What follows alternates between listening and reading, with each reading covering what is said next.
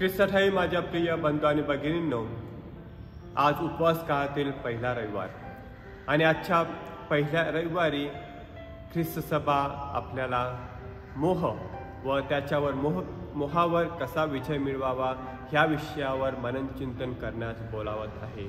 माझ्या प्रिय बंधू भगिनींनो, पवित्र आत्म्याच्या सहाय्याने येशू ख्रिस्त अरण्यात प्रार्थना व उपवास करण्यासाठी गेला, कारण येशू ख्रिस्ताला एक मिशन कार्य हाती घ्यावयाचे होते।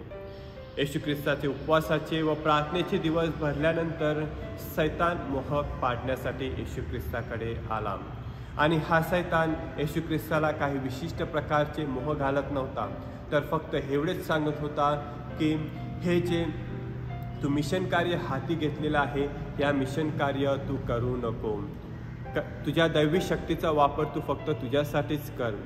हे लोकांसाठी दुःख सहन, हे मरण पत्करू नको।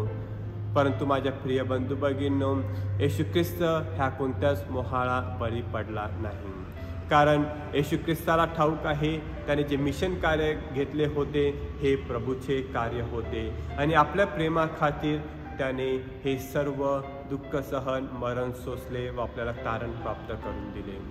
माझ्या प्रिय बंधू भगिनींनो, येशू ख्रिस्ताला 3 मोह झाले आणि हे 3 मोह आपल्या जीवनाशी सुद्धा निगडीत आहेत। माझ्या प्रिय बंधू भगिनींनो, ह्या ऐहिक जगामध्ये आपण मोहाभोवती आहोत आणि हे मोह आपल्या भोवती असून आपल्याला नाना प्रकारे मोहामध्ये पाडण्याचा प्रयत्न करीत आहेत। अशा वेळेला माझ्या प्रिय बंधू भगिनींनो, येशू ख्रिस्त आपल्याला या मोहावर विजय मिळवण्यासाठी बोलावत आहे। माझ्या प्रिय बंधू भगिनींनो, गौतम बुद्ध म्हणतात, जोपर्यंत तुम्ही वाईट विचार मनात आणण्याची परवानगी देत नाही तोपर्यंत वाईट विचार तुमच्या मनामध्ये येणार नाही। आणि आपण पाहतो येशू ख्रिस्ताने अशा प्रकारचे वाईट विचार आपल्या मनामध्ये कधीच आणले नाही। होय माझ्या प्रिय बंधू भगिनींनो, येशू ख्रिस्ताने नेहमी त्याच्या पित्याच्या आज्ञा पाळल्या। येशू ख्रिस्ताने ह्या मोहावर विजय मिळवण्यासाठी प्रभूच्या शब्दाचा वापर केला। आपण पाहतो सैतानाने नाना प्रकारचे विविध प्रकारचे साधने वापरून येशू ख्रिस्ताला मोहात पाडण्याचा प्रयत्न केला, परंतु येशू ख्रिस्ताने फक्त एकच साधन वापरले आणि ते म्हणजे प्रभू शब्द।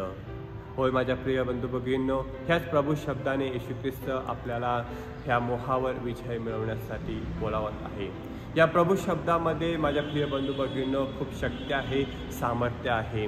या प्रभू शब्दाने आपण पाहतो येशू ख्रिस्ताने रोग्यांना बरे केले, याच प्रभू शब्दाने येशू ख्रिस्ताने मेलेल्यांना उठवले आणि ह्याच प्रभू शब्दाद्वारे येशू ख्रिस्त आपल्याला मोहावर विजय मिळवण्यासाठी बोलावत आहे। आपण म्हणू शकतो की येशू ख्रिस्त देव आहे, देवाचा पुत्र आहे आणि म्हणून त्याला सर्व काही शक्य झाले। होय माझ्या प्रिय बंधू भगिनींनो, येशू ख्रिस्ताला सर्व काही शक्य आहे, परंतु येशू ख्रिस्त आपल्याला सांगत आहे की जर तुमचा विश्वास असेल तर तुम्ही सर्व काही गोष्टी साध्य करू शकता। माझ्या प्रिय बंधू भगिनींनो, हे साध्य करण्यासाठी किंवा सिद्ध करण्यासाठी येशू ख्रिस्ताने एकही चमत्कार केला नाही, जादू केली नाही, तर प्रभू शब्दाच्या सहाय्याने या मोहावर विजय मिळवला। होय माझ्या प्रिय बंधू भगिनींनो, पहिल्या वाचनामध्ये आपण पाहतो की जर तुम्हाला अडचणी येत असतील, जर तुमच्या जीवनामध्ये अडचणी असतील, त्रास असतील, तर प्रभू शब्दाचा धावा करा आणि पहा तुमचे हे जे दुःख आहे, ही अडचण आहे, ही नक्कीच तुमच्यामधून निघून जाईल।